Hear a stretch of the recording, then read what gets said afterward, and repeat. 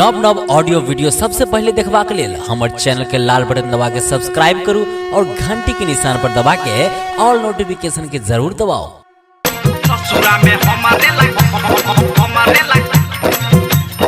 दोसर के कनिया बनबे के डीजे राजन राज अखिल अहाँ सब सुन रहल छी पवन पुरवैया सहनी के करै छियौ जेना हम करतौ न कोहो होई बैगन के महाजान देतौ गे मुरई करै छियौ जेना हम करतौ न कोई गे गे बैगन के महाजान देतौ मुरई पतौ आगा में तब तू जनबे गे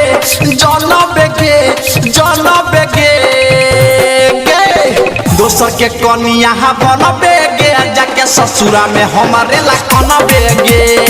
दोसर के कनिया बनबे गे छौरी हमारे ला ससुरा में कनबे गे दोसर के कनिया बनबे गे जाके ससुरा में हमारे ला कनबे गे रीना सीता जाके ससुरा में हमारे ला कनबे गे साइंस तोरा किछ हेबो नहीं करतौ नहीं जल पान गे केतनो देबही छिपा में पड़ सके खत्म न करतौ जियान गे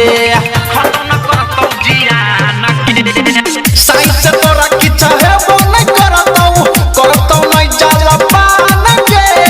केतनो देबही छिपा में पड़ सके होतौ न खतौ जियान गे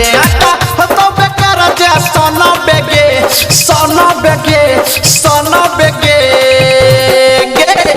दोसर के कनिया बनबे गे जाके ससुरा में हमारे ला कनबे गे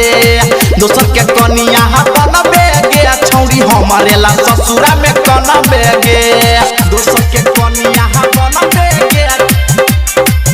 जाके ससुरा में हमारे ला कनबे गे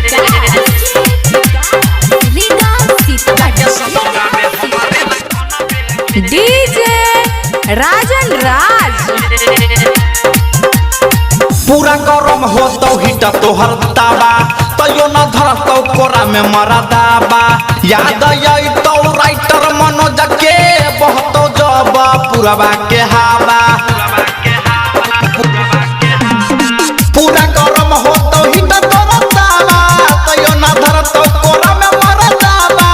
याद अइतौ राइटर मनोज के बहतौ जब पुरबा के हवा पवन के पतिया मनबे गे